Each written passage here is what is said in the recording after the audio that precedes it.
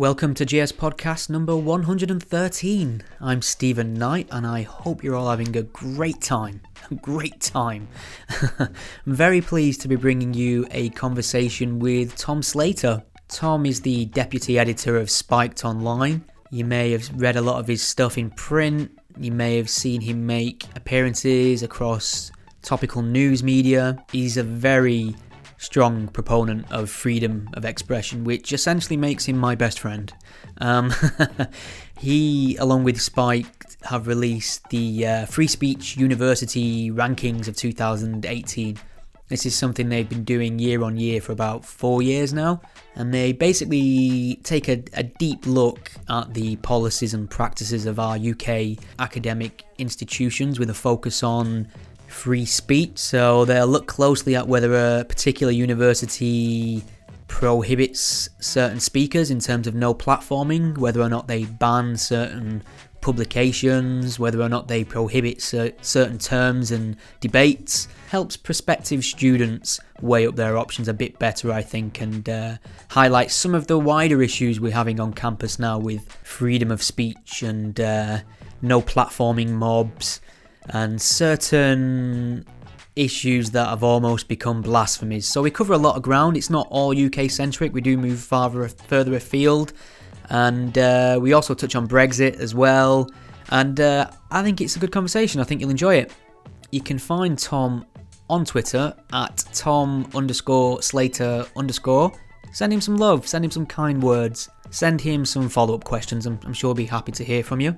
The Free Speech University ranking 2018 is out now. You can find that over at Spiked Online. I shall include a link to it in the show notes. Quick reminder that the Godless Spell Checker podcast is entirely audience supported. I listened to Russell Brand's podcast with Sam Harris the other day, and he was plugging condoms and underwear. I mean, I know he has bills, but I'm hoping to resist that for the longest time possible. So please consider supporting the podcast by visiting patreon.com/gspellchecker. If you can't, don't worry about it. Really, it's fine. You can help support the show by sharing it around your various social medias. Getting more ears on the show would be really helpful. Also leave a review on iTunes or Stitcher, or on whatever platform you listen to it. It's greatly appreciated. You can keep up to date on the podcast at gspellchecker.com. Enjoy. There's a word that some folks find real hard to spell. Ain't it horrible for you, except after seeing who cared to go burn in hell? But then along came a man, a spell checker from the God of Creed, and he set out upon a noble quest to help those that don't know what it means, and he said and go A-T-H-E-I-S-T, and don't you put that I before that E. A-T-H-E-I-S-T, don't mean we don't speak to double E. And he keeps telling out things that God let's say, a reason shoppers at night will make him run away, but if it's not that fight, well he can go all day. Spell checker, he's a God, spell checker, now you know how it goes, I sing along with me. A-T-H-E-I-S-T, A-T-H-E-I-S-T,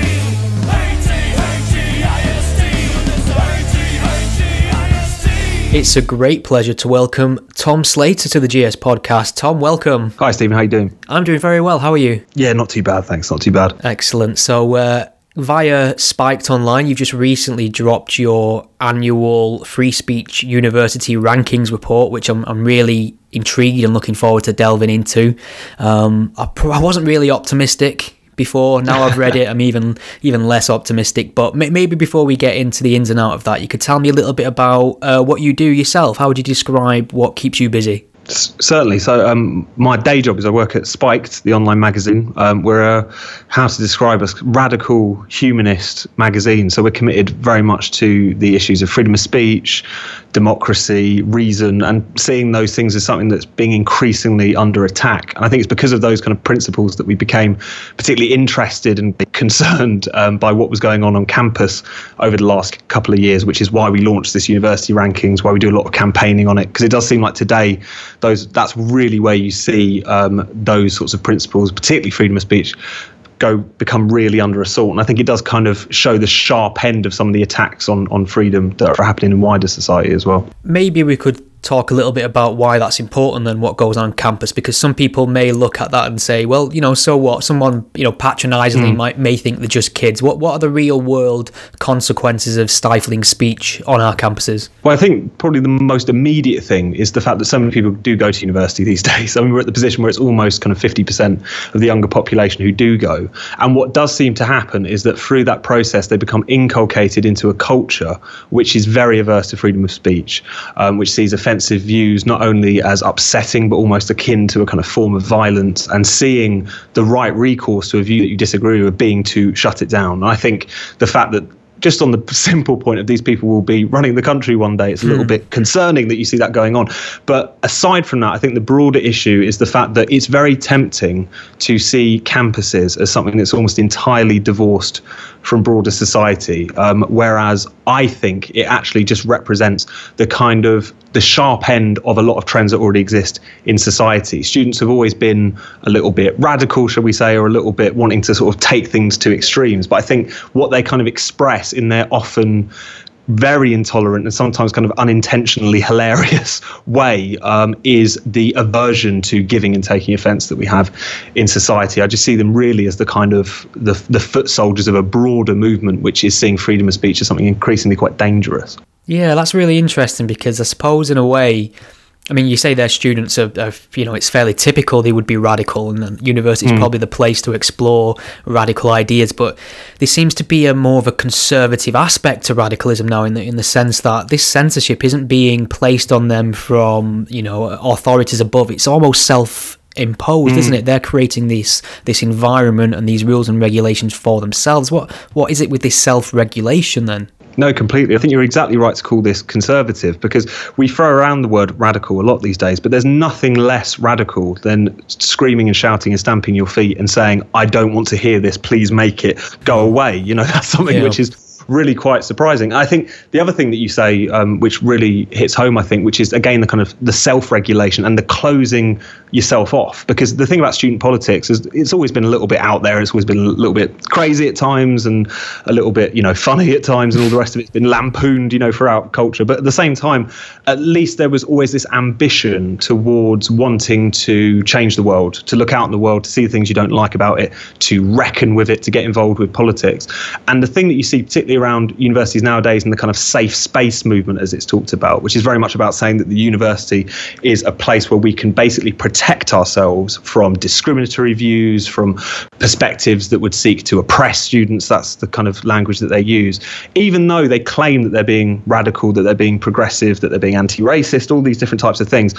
What the end point of their politics is not to change the world, it's to close themselves off from it. Even if you take some of their claims seriously, which I think are often pretty hysterical, that the world is a terrible place to be a young person, terrible place to be a woman, all these sorts of arguments that are made. Even if you take that seriously, the fact that their conclusion is not to go out in the world and challenge the things they dislike, it's to just section themselves off from them, surround themselves with people who agree with them, and basically keep each other nice and calm and relaxed, strikes me as a pretty deadening sort of political project for anyone else to have. So there definitely has been a big change from the past and the present. And I think we do have to remember that it wasn't that long ago that students were at the forefront of fighting for freedom of speech against university authorities, against the government, etc. It was always seen as something that was very radical, very important, because freedom of speech is the means through which you challenge things in the world you dislike. So I think that reversion, as you say, shows a conservatism, but also a kind of retreat in a way amongst a lot of people who should consider themselves young radicals. Okay, so you guys at Spiked have been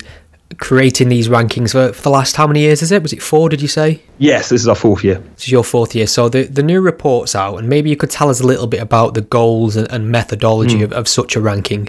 Definitely. So we use a system which was originally developed by our friends in the US at the Foundation for Individual Rights in Education.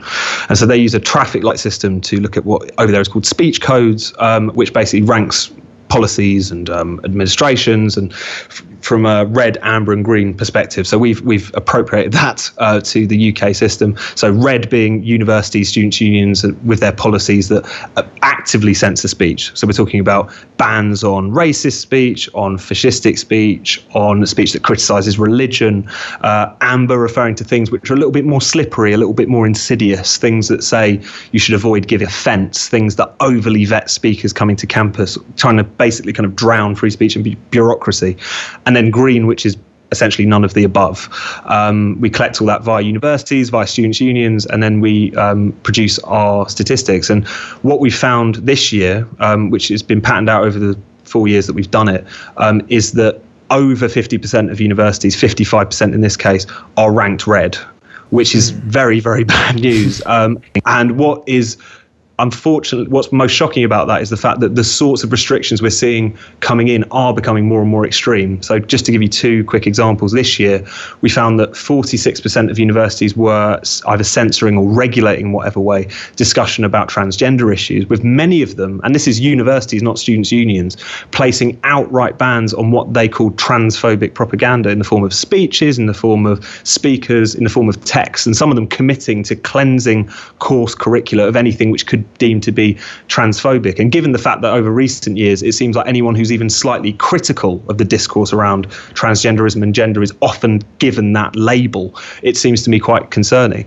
And another thing which I'm sure will be of interest to you and your listeners particularly is the fact that we found that 48% of universities have policies which restrict criticism and discussion of religion, which say things like speakers shouldn't offend faith groups. And so what's kind of interesting to us, and the way I've been thinking about it, is that there's kind of new and old blasphemies on campus these days. There's a very, very old one which says don't blaspheme, don't criticize religion. And there's this very, very new one which says that if you don't go along with the idea that gender is fluid, if you don't go along, if you just think that we should debate these things in a bit more detail, you're again seen as a bit of a heretic. So that is a pretty bleak picture, I'm afraid to say. Yeah, I agree with that. And I think there's a very strange relationship with far left, quote unquote, progressives and the religion of Islam specifically. I don't think they're too bothered about kicking Christianity around the park. Not at all. But I think when it comes to Islam, they obviously want to put kid gloves on. It's treated as punching down a little bit. And it's weird, really, given religion monotheism specifically is the ultimate form of patriarchy in a sense, and we're all about smashing the patriarchy, usually on the far left. So you talk about transgenderism. I mean, that's the big thing at the minute. Nobody knows what to think about it. People are too scared to say what they think about it because of the public outrage and the backlash. So how do we encourage sensible debate on this and avoid the things that they claim to be fighting for, which is avoiding harassment or bigotry or targeting and things like that? Is there a way that we could have these discussions better? I think so, and I think the one thing is to give students and academia just a bit more credit. I mean, these are not places in which harassment and violence and bigotry is rife. You know, that's one of the most hilarious things about the use of no platform policies and all the rest of it. It's not as if there are loads of students out there who show up at university filled with bigotry and hatred in their hearts. It just doesn't tend to be the case most of the time. And the other thing that I think it's important to note is that, of course, if people are being harassed on campus or being demeaned in a way that's almost akin to bullying, there's things that can easily be dealt with. I think the issue is that the fact that discussion of these things, criticism of these things, is being seen as akin to denying these people's right to exist, of denying their identity outright. And what's most shocking about it is that it's even people who are trying to research this topic who are now finding themselves being censored. So there was a big case last year, which was there was a clinical psychologist or a psychotherapist, I forget which, at the University of Bath Spa called James Caspian. He was doing research into people who had transitioned and then transitioned back. And in the process of trying to get this off the ground, the ethics committee at the university basically said he couldn't do it because it would provoke too much backlash. And they specifically talked about social media. And so in this case, we're not talking about someone who wants to come to campus to just throw around slurs and take the mick out of trans people. I mean, I haven't seen one case in which someone someone's tried to do that, you know. Even in the cases where some quote unquote transphobic feminists have been invited, they often weren't even there to address that issue. They were there to talk about something else. But in this case, this is someone who's interested in the issue from a psychological and a clinical perspective, who just wants to look at it, who just wants to see how it might work, to see how people going through that process experience it. And even that's seen as problematic and too tough to handle. So on the question of how do we kind of separate something which could be more hostile or unpleasant, I just don't think that culture really exists on campus. I don't think people are looking to engage in that kind of debate. But in the tendency to just demonstrate on the part of universities and students' unions that they really care about trans people, they want to, in their name, shut down debate about almost any aspect of it. And I think that's the thing which is really, really chilling.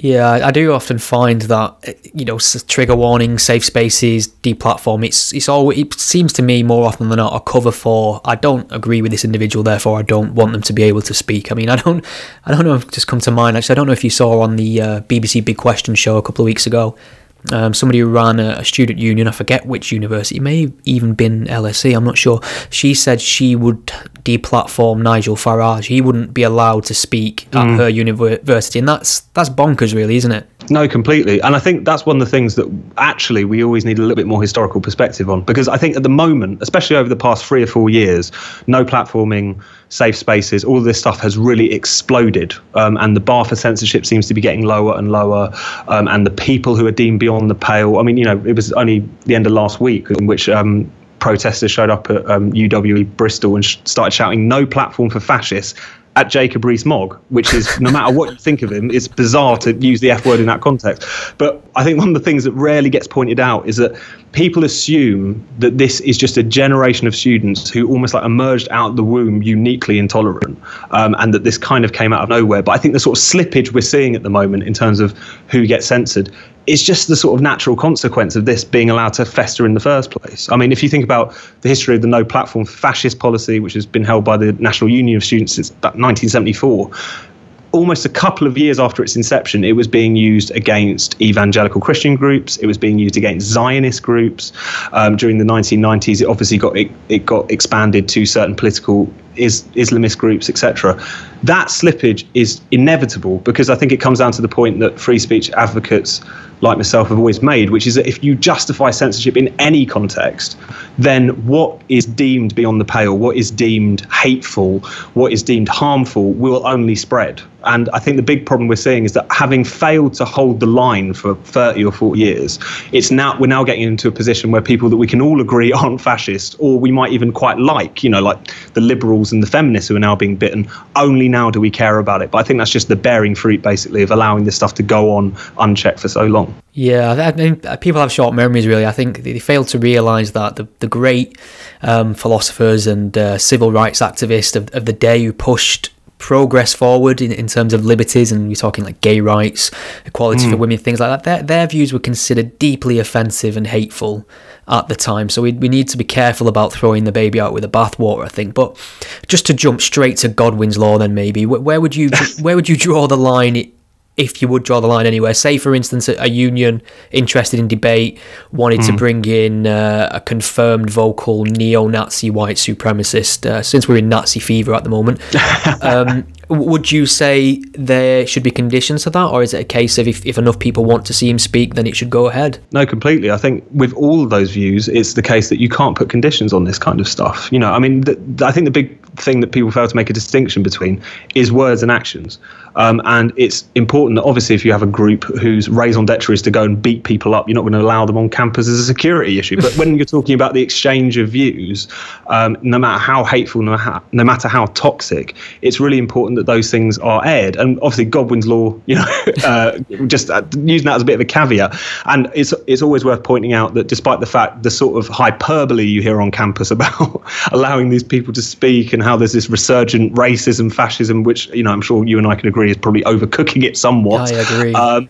It's nevertheless the case that even if you are talking about the most ugliest, bigoted views in society, history has always shown us that censoring those people is the worst thing you can possibly do.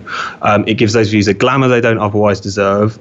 Censorship has a really good knack for making bigots think that they're onto something, and those views fester completely out of view. And again, just to stick for the sake of it with the Nazi example, one thing people always forget is that Weimar Germany had very strong hate speech laws against libeling Jews, against group libel, etc.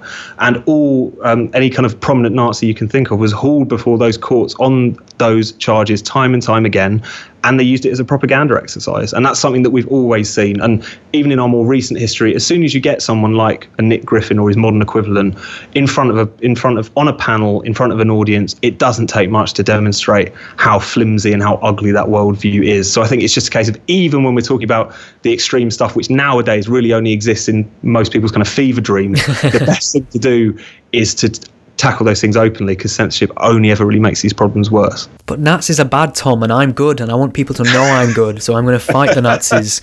I like the fact that needs to be asserted so much, as if there's a big sort of pro-Nazi contingent. Yeah. We're all against the Nazis. That should be clear. It is like it's one of, the phrase, it goes without saying, I think is overused, but I think that really does apply here. So who are the big winners and the big losers here then? What universities, if any, stick out for their pro-free speech ethos, and which ones fail the most, would you say? Well, I think that's kind of interesting, because in our survey, maybe this is just based on our methodology, but we're looking for the kind of absence of policies, if you see what I mean, because you get a lot of places which talk a good talk on free speech, but in practice actually undermine it quite a lot. I mean, one good example is something like the University of Oxford. They've been consistently one of the worst in the country as far as our rankings are concerned, almost every year, and yet they've got vice-chancellors who have been very vocal in support of freedom of speech. So you've always got to be a little bit careful. So in terms of our kind of assessment, the ones that come out top are places like University of Buckingham, University of Hertfordshire, University of Trinity St David. They tend to be the ones outside of the kind of elite Russell Group set, which tend to be naturally far more censorious. But the ones that are bad are just really bad. And what's striking about them actually is just how extensive the kind of censorship is. So just to take Oxford for an example, there's policies which say refusing to recognise transgender pronouns, for instance, is a disciplinary offence. Then you go to the Students' Union and they require student parties and BOPs to be vetted by the union in case they're offensive. I mean, it's kind of the full gamut of censorship there. And another place that comes out very bad in relation to our rankings, and has for a good few years, is University of Newcastle, which has banned everything, it seems, from fancy dress costumes, beauty pageants. Wow. Anyone who's been to Newcastle might find that particularly surprising. Very strange. And there is always going to be a gap between the students and the Students' Union, which is always important to make clear. But what strikes me so much of it is it feels like there's been so little scrutiny on this issue that these things just have been building up and building up. But just to give, I suppose, one final example of how bad it's getting, possibly my favourite example from the past year was at the University of Lincoln, so the Conservative Student Society there. They shared on social media their profile on the Free Speech University rankings from 2017 with 3 zipped mouth emojis next to it, and they had their social media accounts suspended the next day.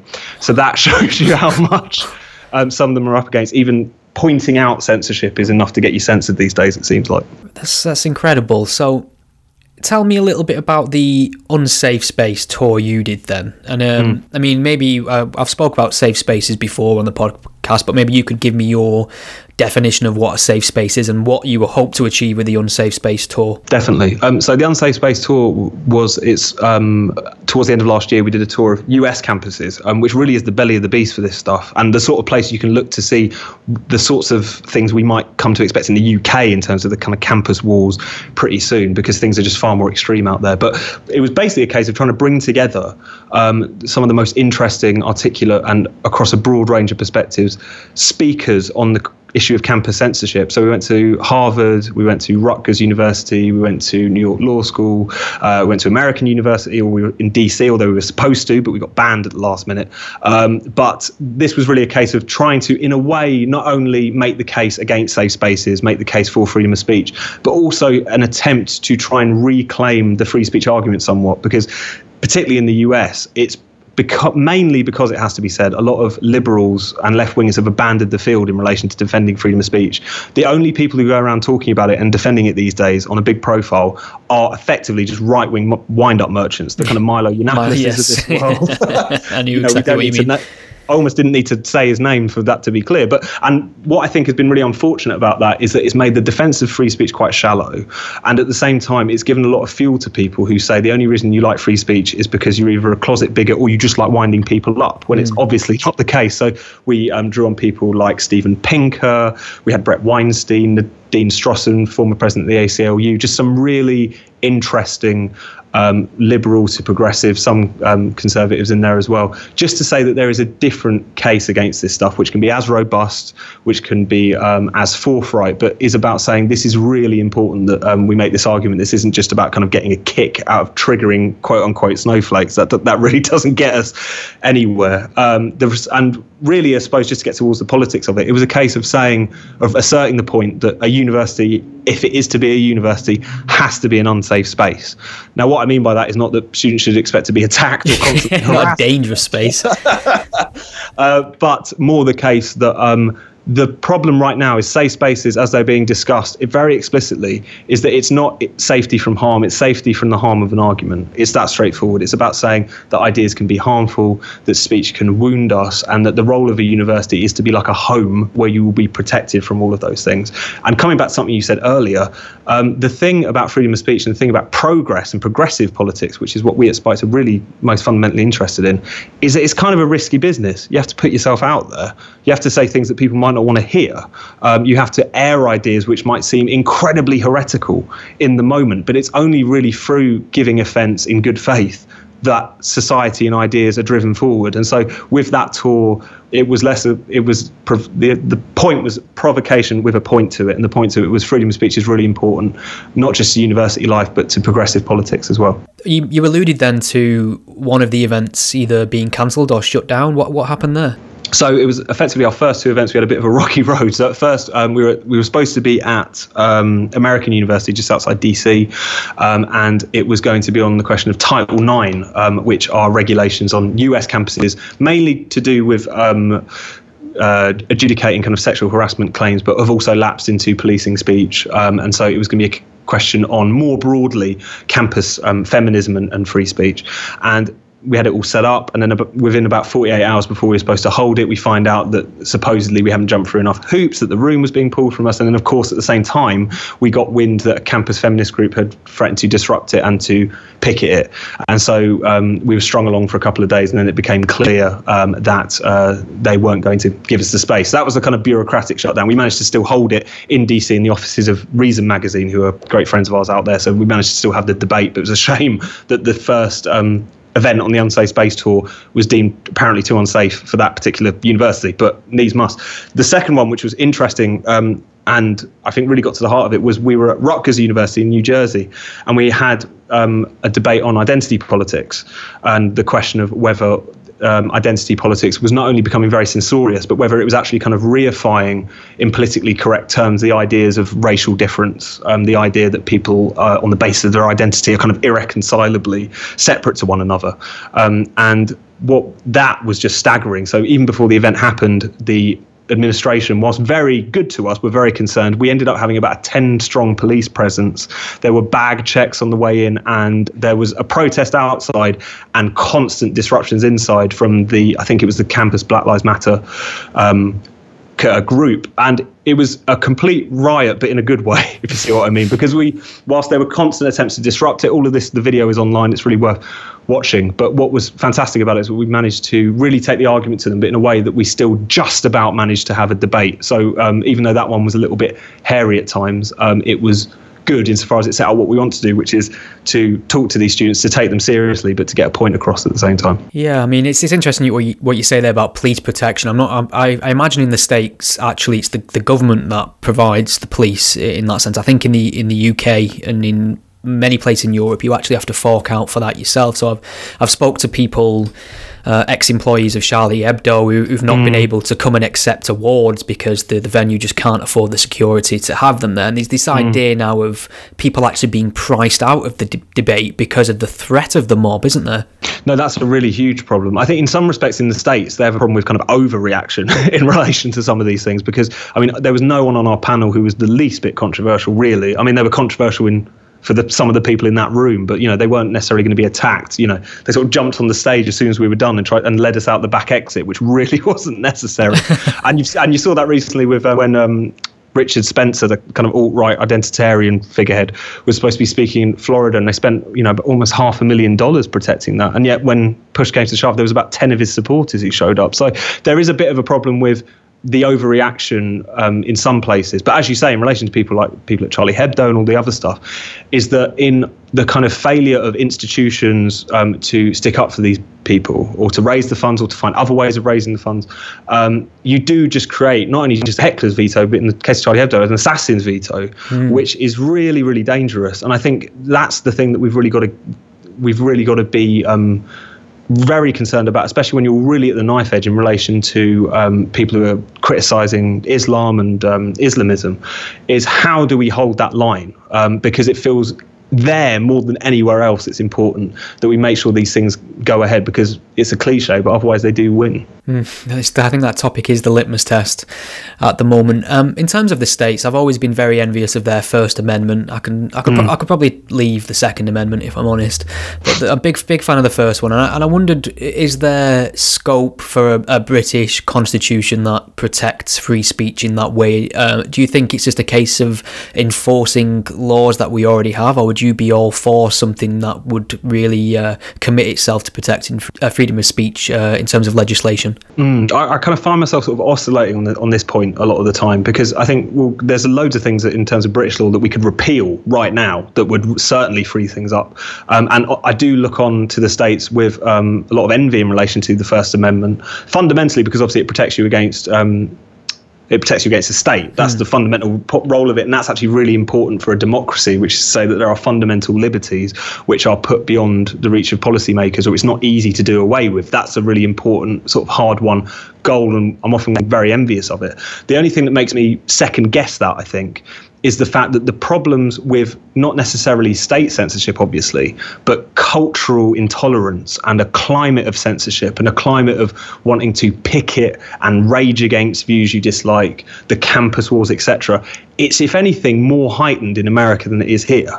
And what I think that really shows is the point that if freedom of speech isn't a lived liberty, if it's a kind of piece of paper, if it's something which just exists on a statute book, then if it doesn't really live in the hearts and minds of people, then it's very easy for a culture to forget that. And it's also the case, it's worth remembering, that it wasn't that long ago, despite the First Amendment, that America still had huge problems with state censorship as well. So I guess the point I kind of come back to is the fact that whilst I'm very envious of it, and I do think that on a constitutional basis there are many benefits to it, the other interesting thing about America is their culture wars, the intolerance on campus, etc., is far stronger than it is here. And the First Amendment seemingly isn't doing much to stop that from festering. Yeah, it's very interesting what you say about the societal pressure. I think John Stuart Mill pretty much nailed it all them years ago. I think people should revisit that when they get the chance. Back to the rankings then, and I think I already know the answer to this, but I'll just do it to myself anyway. But do you find the things that came up time and time again in terms of speakers being shut down, subjects that were considered beyond the pale or non-negotiable, were these typically left-wing issues or right-wing issues? And if there even were any right-wing issues, I'm incredibly pessimistic about that, what kind of things were they?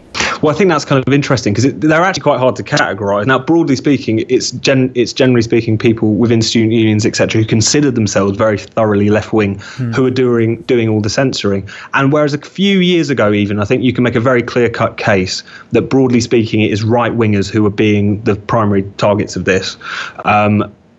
I don't think it's as clear-cut to make that argument now, for a couple of reasons. I think just because it's gotten so bad that you have the two biggest examples of campus censorship that instantly jump to my mind right now, or attempted campus censorship, are Jacob Rees-Mogg and Jermaine Greer.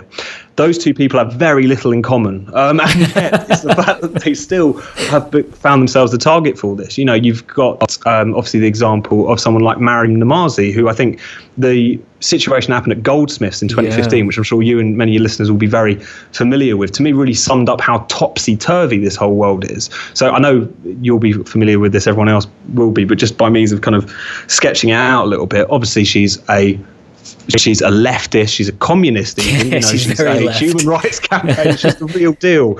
And of course, you know, escaped the Iranian tyranny, fights against patriarchy in a very real way, not in this very kind of fainting hashtag activists. Yeah, I know Exactly.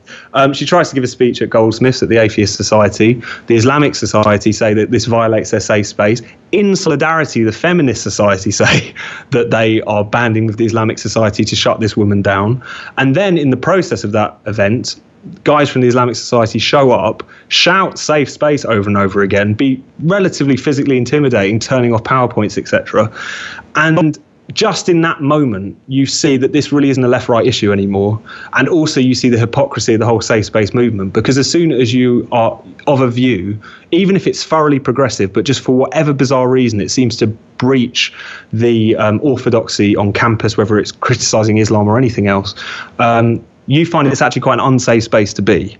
And I think that example in particular shows that it's really open season now. And it more than ever, it's important that anyone who believes in free speech, no matter what their political persuasion, needs to kind of link up and argue against this, because it kind of could be anyone by this point. Yeah, I mean, that Goldsmiths incident was incredible. You mentioned there that the Feminist Society came out in support of the Islamist Society thugs, I think is probably the best word. And not only that, the LGBT Society came out in support of them as well. And I think a quick search of I think he was called Mohammed Patel, he ran the ISOC, the Islamic Society. A quick search of his Twitter feed brought up a tweet which basically said homosexuality is a disease of the heart and mind. Wow. So these people don't realise that it's practically suicide, this strange protective instinct they have for an Islamist ideology, which is anti-gay, anti-LGBT, anti-woman in a way. So, I mean, Marion Amatsi scores well there. If we're going for the intersectionality scorecard, we've got Iranian, ex-Muslim, female feminist, etc. So I think when it boils down to it, it tends to be that maybe with the left, skin colour's probably top of that ranking then, really. There's a lot of things that will be overlooked, and then they'll place Islamist at the top of that scale, really, because they think that's the brown religion, that's the one that would be punching down on to attack. So, I mean, do you see a lot of things, I mean, is the things that are being prohibited on campuses according to your ranking, does race come up more than most things? I mean, it's certainly always there in the background. I mean, the thing to always remember, and we've talked about it already, is that there's not a lot of students out there, that student society is clamouring to invite racist speakers, you know, theoreticians. It just doesn't happen, you know, for obvious reasons. The only times it does tend to happen is to make a principal point often. But I think it's always there in the background. And you also see it more in the kind of world of discussion of things like microaggressions, the idea that, you know, asking particular awkward questions, where someone's from, you know, things like that kind of constitute a form of othering and something quite unpleasant. Where are you really from? Where are you really from? You know, all these kinds of things. I mean, there was one university in the US which classed saying America is a melting pot and I don't believe in race as a form of microaggression, which was quite interesting. Wow. But I think it plays out more in the kind of social sense, I think, insofar as there is this real touchiness around the issue of race. And what I think is always worth pointing out is that this isn't just the case. You see this both in relation to how students' unions operate and what students actually think, but also so many people who claim to speak on behalf of LGBT people, ethnic minority people, even Muslim students, etc., who don't really reflect the views of most of those people. And so often it's actually someone not from that group who is standing up and saying, I'm censoring this speaker, or I am introducing this microaggressions policy to look after you lot.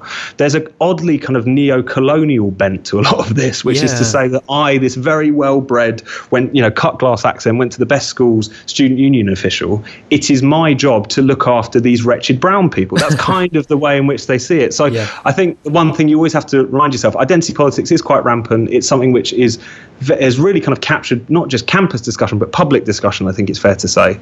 But you speak to the vast majority of people, and they really kind of slightly either irritated by it or kind of enraged by it. So I think it's always worth remembering that these things exist, and they do create a bit of an ugly climate, but at the same time, they're really not representative. And I think it's just the onus is on students now to make clear that this is not how they think, and they don't want these people speaking for them. Yeah, I think you're right in terms. I mean, we're not by any stretch of an imagination a racist country. I mean, the fact that some bellend on a tram can say something racist, and all of a sudden phones are out and it's newspaper worthy, and that person's hauled in front of the police the next day and things like that. There's an outrage around displays of public racism. Even things perceived to be racist often generate outrage. But it's interesting there you say about these people who shout the loudest that are not representative of, say, trans people or people of ethnic minorities, and this idea that they're trying to protect these people soon very quickly becomes undone when somebody within that group fails to sing to the narrative. So you'll have some conservative trans activist, or you'll have ex-Muslims, for example, who are more vocally critical in Islam than I am. We think that we might get shit for being straight white men, and I've just assumed your sexuality then, Tom. I apologise. I apologise for the microaggression. Wounded, but carry on. But compared to the amount of abuse they get for stepping out of line is quite extraordinary, really. I mean, could you make the case for a safe space, perhaps, now in terms of people with conservative ideologies from these minority groups, the groups within the groups? Could we go full circle here? I think, safe space for conservatives, not a great idea. No. But, I think the only thing the thing I'd say that you get 100% right is that, again, I think there's one thing, which is when you go around criticising identity politics, there's this assumption that you think white blokes are really put upon and have a really hard time of it, and that, the tables have turned. That's not true. And anyone who takes this issue seriously knows that's not true. It's a bit of a slur that's thrown around, the kind of white privilege stuff or whatever. It's just a sort of lame way to try and shut down debate. But the people who are really at the sharp end of this, as you say, are the ex-Muslims who get it from both sides. They get people whinging at them on campus saying that they're Islamophobic, even though they were brought up in the Muslim faith. And then on the other side, you have people who seriously would wish to do them harm, sending them all kinds of vicious messages. And they're really, the fact that they get so little solidarity from people who claim to be progressive is always pretty startling to me. And then similarly, it's that case where anyone who might be of an ethnic minority background, etc., who don't even necessarily have to be conservative, just kind of anti-identity politics, etc., will get, will be called an Uncle Tom, will be called a coon, all these different sorts of things right off the bat. And again, I think it just goes down to the point of, not only does identity politics really not capture most people's views and can become quite ugly very quickly, but also this kind of very loving, caring, anti-racist, supposedly, kind of view that a lot of these people have. As soon as someone disagrees with them, they become very hate-fueled, and the slurs do start to fly. So I think that's always kind of worth remembering in the context of this, is that there's a real, despite the fact the safe space movement sounds something very cuddly and very nice, there's a very vicious undertone to a lot of it. Okay, so you mentioned before that there's obviously a bit of disconnect sometimes between what the universities profess to uphold and what the unions are doing. And so where's the disconnect here? Why aren't the authorities making sure that codes of speech are being adhered to and not violated by these regulations and rules and deplatforming campaigns? Is it a case of they're scared of upsetting the apple cart in terms of funding or public perception of the university, perhaps? I think there's actually a really, and it doesn't really get talked about enough, because as much as I'd like to criticise students' unions, and we should, they really take most of the flack for what I think is a more subtle process between universities and students' unions. So both universities and SUs censor. There's anecdotally, people will tell you about situations in which, an administration will go to an SU expecting them to no platform someone, etc. There is this kind of unholy alliance between universities, which are very risk averse, keen to avoid a bit of bad PR if an offensive speaker is invited down, and students' unions who have developed this kind of ideological opposition to free speech, a belief that offensive ideas are akin to violence. And it's really the relationship between those two which creates the situation we have on campus today. I think universities are often actually let off the hook a little bit too much, because whilst SUs are far more extreme, universities have incredibly stringent policies on books in relation to censoring speech. And I think one example I'd always point to is that a couple of years ago, when, again, Jermaine Greer was trying to speak at Cardiff University, obviously the Students' Union took against it, there were protests, and Cardiff actually got quite a lot of credit for pushing ahead with it and trying to make sure that it did happen, although it didn't in the end. And yet, in our research, we find that they have policies on their books, and had them on their books at that time, which commits them to cleansing their curriculum of any transphobic material. So precisely the thing that the students activists had taken against Jermaine Greer for and wanted to censor, they were on paper committed to doing exactly the same thing. And I think that that's one thing which really needs to be made clear, is that this isn't just a case of these crazy kind of blue-haired students who have somehow managed to get universities over a barrel. That's ridiculous. I mean, there's a relationship between the two, because it suits both of them that these speakers get shut down. The reports, the rankings are out, should I say. There's not much cause for optimism looking at them, but do you feel we might get to a point now where we will see a pushback, we'll see greater emphasis put on, say, free speech societies perhaps, and students naturally rebelling against this new authoritative majority, it seems at times? I think we're really starting to see the well springs of that, and we have done over the last couple of years. And what I kind of gestured to it a little bit earlier, but what's really interesting now is you're seeing students start to protest and sometimes get censored in the process, but nevertheless, you're really seeing that start to happen. I mean, a couple of years ago at Oxford, a bunch of students got together and they made a free speech magazine called No Offence. It was promptly banned by the student union at the Freshers' Fair, but nevertheless, that was one thing.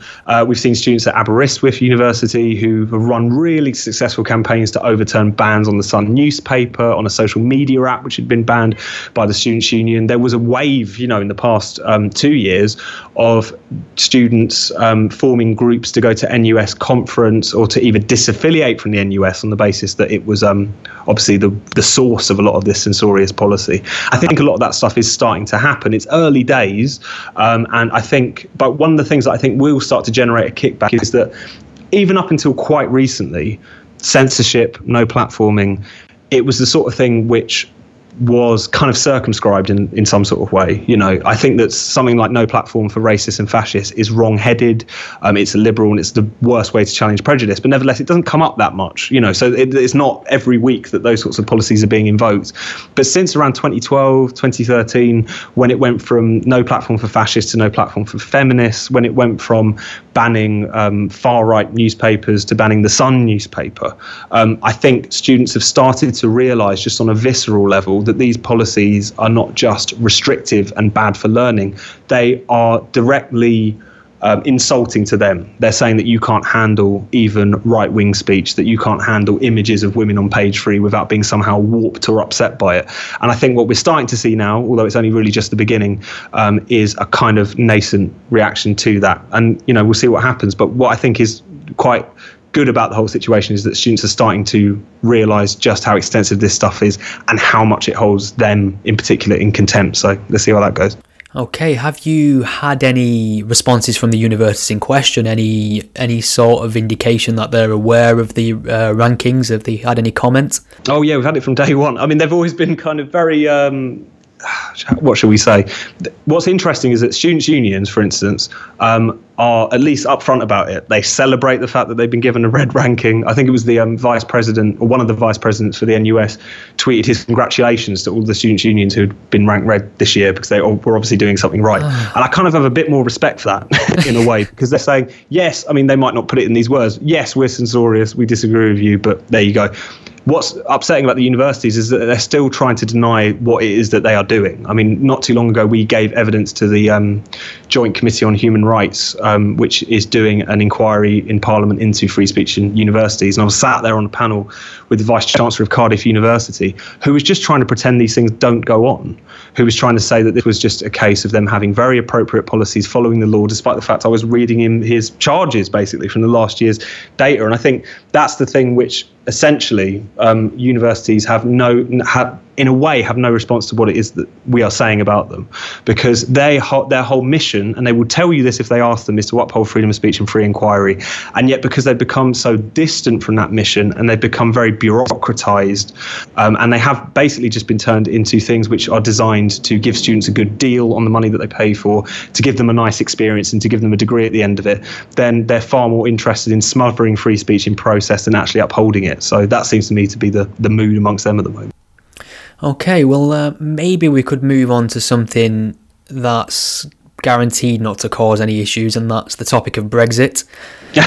And I know you guys at Spiked are unapologetically pro-Brexit, and I just wondered how you feel about it, the uncertainty of it, since the dust has settled a little bit since the big decision, a huge number of unknowns at the moment, but do you think we're in good stead to actually prosper in a post-Brexit, post-EU society, should I say?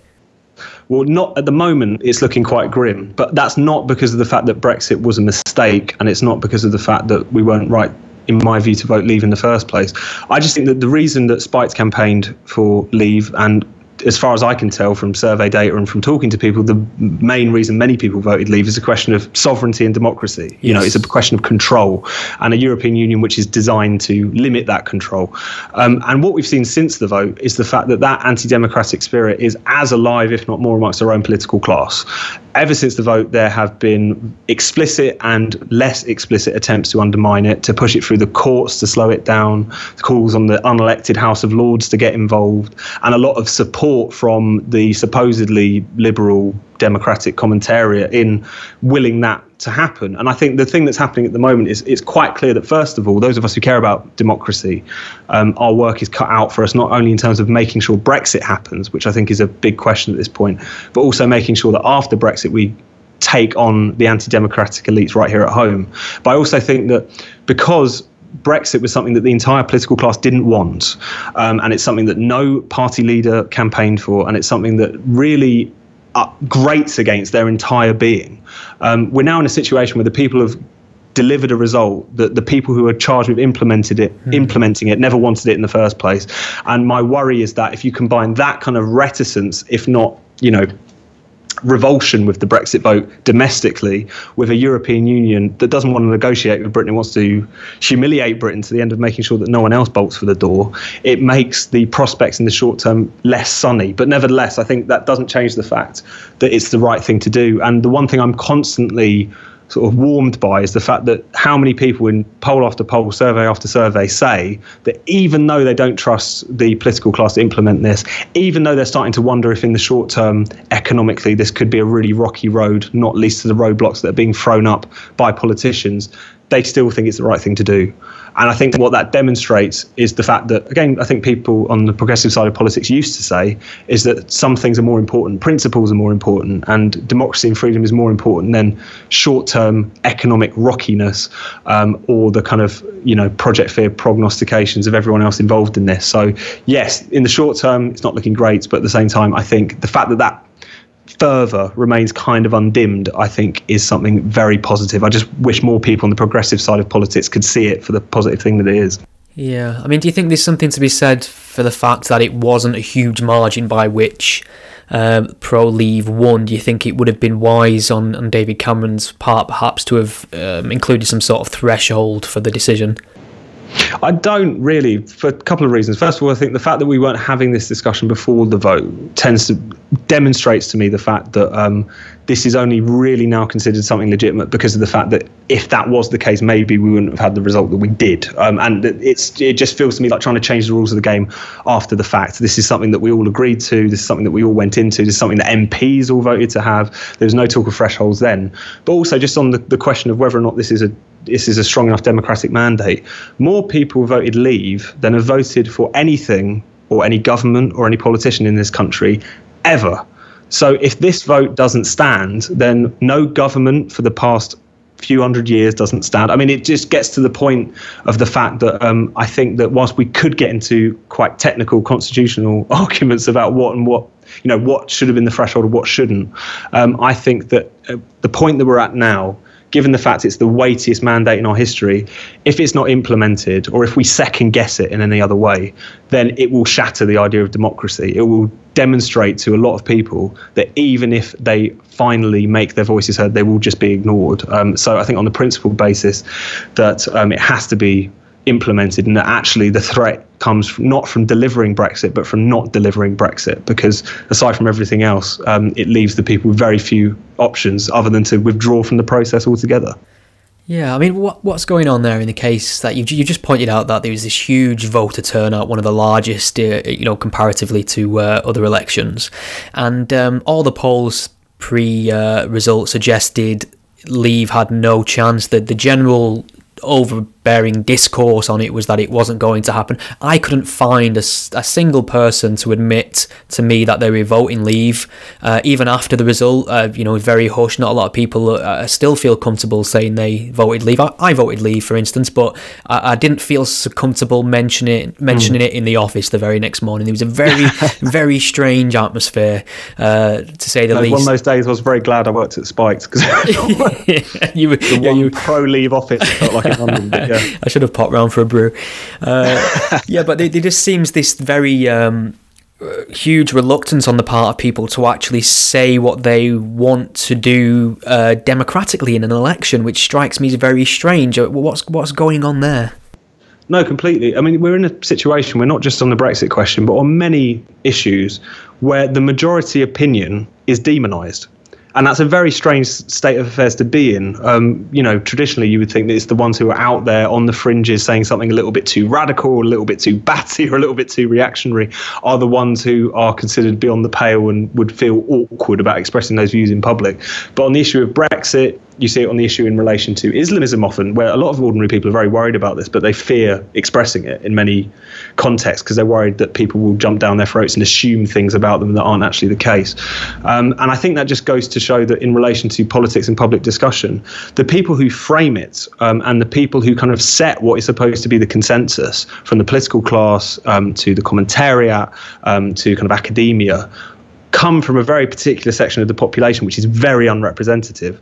And then what you see is when the public make that chasm clear, that they're just sent into more hysteria. I mean, one of the things that was so troubling about after the Brexit vote was the fact that all of the kind of sneering about the public, the assumption that everyone's really bigoted and backward, and that if they vote for anything, it's probably because racism's got something to do with it, etc., rather than reassess, rather than take a look in the mirror and wonder why those kinds of tactics seem to have actually pushed people further away, the sneering got worse. Yeah. And I think it just goes to show the fact that what we're looking at in terms of people being afraid to express their viewpoint and is the fact that there is just a chasm between the vast majority of people and the people who call the shots in society.